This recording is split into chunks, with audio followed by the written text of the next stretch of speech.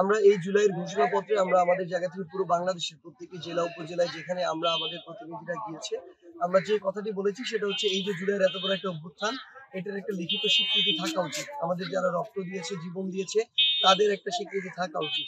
তো সেই উদ্দেশ্যে মাননীয় প্রধান উপদেষ্টা গতকালকে সকল রাজনৈতিক দলের যারা প্রতিনিধি তাদেরকে ডেকেছিলেন।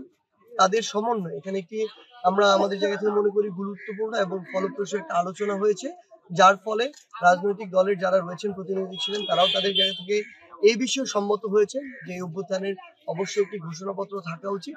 এবং আমরা বিশ্বাস করি খুব দ্রুত সময়ের মধ্যেই এই ঘোষণাপত্রটি পুরো বাংলাদেশের মানুষের সামনে আসবে, যেখানে আমাদের যে বিগত 16 বছরের যে মানুষের উপরে যে অত্যাচার নির্যাতন, এই যে প্রেক্ষাপটটি তৈরি হয়েছিল, এই অভ্যুত্থান সবচেয়ে গুরুত্বপূর্ণ যে বিষয়টি, এই অভ্যুত্থানে যা হয়েছে বৈষম্য বিরোধী ছাত্র আন্দোলনের নেতৃত্বে যেভাবে এই অভ্যুত্থানটি সফল হয়েছে, এবং আমরা যারা এই অভ্যুত্থানে ফ্যাসিস্ট বিরোধী সকলে অংশগ্রহণ করেছিলাম, আমরা এই অভ্যুত্থান পরবর্তী বাংলাদেশ নিয়ে যে স্বপ্নগুলো দেখি তার সামগ্রিক একটি রূপরেখা আমরা এই জায়গায় দেখতে পাবো।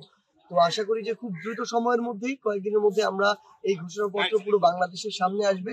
এবং আমরা আরেকটি জিনিস মনে করি যে এত বড় একটি অভ্যুত্থান, এত রক্ত, জীবন, সামগ্রিক সকল কিছুর যে চাওয়া, এই চাওয়াটা শুধুমাত্র একটা নির্বাচনের মধ্যে সীমাবদ্ধ না। আমরা অবশ্যই মনে করি দ্রুত সময়ের মধ্যে নির্বাচন হয়ে জনগণের যারা প্রতিনিধি হবে এই স্বচ্ছ নির্বাচনের মাধ্যমে তাদের কাছে ক্ষমতা যাবে, কোনো সমস্যা নেই।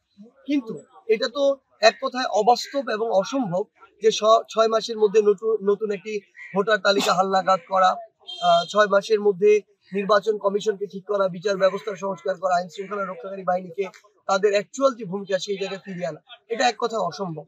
সেই জায়গায় আমরা যেটি মনে করি যে অন্তর্বর্তীকালীন সরকার যেটি বলেছিলেন তাদের জায়গা থেকে যে 26-এর মাঝামাঝির পূর্বে তারা কিন্তু একদম খুব অল্প সময় দিয়েছেন। আপনি দেখেন 26-এর মাঝামাঝির পূর্ব মানে কিন্তু অভ্যুত্থানে 2 বছর হচ্ছে না, 1 বছর 9 মাসের মতো। তো সেই জায়গায় আমরা মনে করি সেটা হোক, কিংবা তার যদি 2-4 মাস আগেও তারা মনে করে যৌক্তিক সময়। আমরা আরেকটা শুনলাম যে বলা হচ্ছিল যে 25শে ডিসেম্বর বা 26শে জানুয়ারি এই উইন্টারের মধ্যে এটি হবে। সো যেটি যৌক্তিক হবে আমরা সেটিতে কখনো দ্বিমত করব না, কিন্তু যদি এটা বলা হয় যে এবছরের জুন, এটা আমাদের কাছে সম্পূর্ণ অযৌক্তিক। তো সেই জায়গায় আমরা মনে করি যে একটা স্বচ্ছ নির্বাচনের জন্য কিন্তু এই প্রতিষ্ঠানগুলো, নির্বাচন কমিশন, বিচার বিভাগ, আইন শৃঙ্খলা রক্ষাকারী বাহিনী, তাদের একটা গুরুত্বপূর্ণ সংস্কার প্রয়োজন। তো সেই জায়গা থেকে সংস্কারগুলো হওয়ার পরপরই আমাদের যদি আমরা নির্বাচনের দিকে যাই, তাহলে জনগণের আশা আকাঙ্ক্ষা অনুযায়ী যে একটা নির্বাচন আমরা প্রত্যাশা করছি সেটি হবে বলে আমরা মনে করি। সংস্কার না, এটা কোনোদিন আগে পরে করার আসলে বিষয় না। আমরা মনে করি দুইটা একই দিক থেকে চলবে। যারা এই সংস্কার প্রক্রিয়া নিয়ে কাজ করবে এবং কাজ করছে, তারা কি নির্বাচনের জন্য বসে থাকবে? এমন তো না। তারা তাদের সংস্কার প্রক্রিয়া নিয়ে প্রতিদিন কাজ করবে। আবার নির্বাচন কেন্দ্র করে যারা কাজ করছে, নির্বাচন কমিশন, ভোটার তালিকা হালনাগাদ, তারা তাদের জায়গা থেকে কাজ করে যাবে। দুইটা তো আলাদা প্রতিষ্ঠান, আলাদা মানুষ করছে।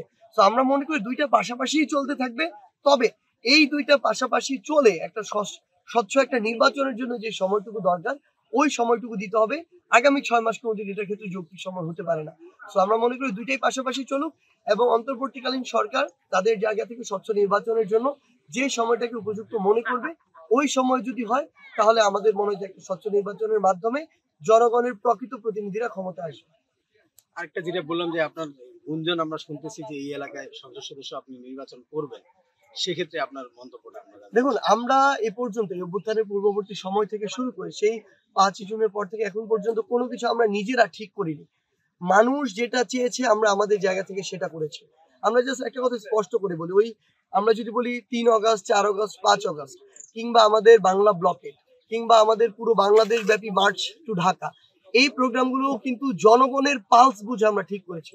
সো একইভাবে প্রত্যেকটা জায়গায় বাংলাদেশের মানুষের ভিতর এখন একটা নতুন জিনিস এসেছে যে যেই তরুণরা সাহসিকতার সাথে নেতৃত্ব দিয়ে এত বড় একটা অভ্যুত্থান ঘটিয়েছে, যেই অভ্যুত্থান বিগত 16 বছরে অন্যান্য রাজনৈতিক দলগুলো কিন্তু ঘটাতে পারেনি, এটা স্বীকার করার বিন্দুমাত্র কোনো সুযোগ নেই। তাহলে ওই তরুণদের এইটুকু সক্ষমতা আছে যে তারা কোনো একটা নির্দিষ্ট জায়গা থেকে জনগণের প্রতিনিধিত্ব করবে। ওই তরুণদের এই যোগ্যতা আছে যে তারা সংসদে গিয়ে জনগণের কথা বলবে। তো এই জায়গায় বাংলাদেশে এখন নতুন এরকম একটা চাওয়া শুরু হয়েছে যে এই তরুণরা আগামীতে মানুষের হয়ে, জনগণের হয়ে ওই সংসদের প্রতিনিধিত্ব করুক। সেই জায়গায় পঞ্চগড়ের মানুষ যদি তাদের জায়গা থেকে এটা মনে করে যে আমি বা অন্য যে কেউ, নতুন প্রজন্মের যে কেউ একজন সংসদে তাদের প্রতিনিধিত্ব করতে পারে, তাহলে আমি মনে করি সেটা আমার ক্ষেত্রে নয়, অন্য কেউ যদি হয় তাদেরও এই দায়িত্বটা নেওয়া উচিত। জনগণ যদি চায় তাহলে আমরা মনে করি এই দায়িত্বটা একটা আমানত, এবং অবশ্যই আমাদের এই দায়িত্বটা নিয়ে জনগণের কথা ওই সংসদে গিয়ে বলা উচিত, জনগণের কথা শুনে তাদের কথা অনুযায়ী কাজ করা উচিত।